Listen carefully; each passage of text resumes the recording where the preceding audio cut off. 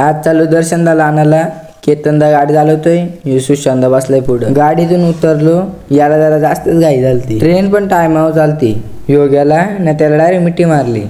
6 महिन्यानंतर घरी आलताना मी पण भेटलो, जरा भेटून बरा वाटला. मग आलो आम्ही मिठाई घ्यायला, मग घेतली आईस्क्रीम ना चाललो घरी. यो बागड्यांचा चावा नितीन बागडे. काल याचा दुकानात गेलो म्हणून शिवा द्यायला लागला.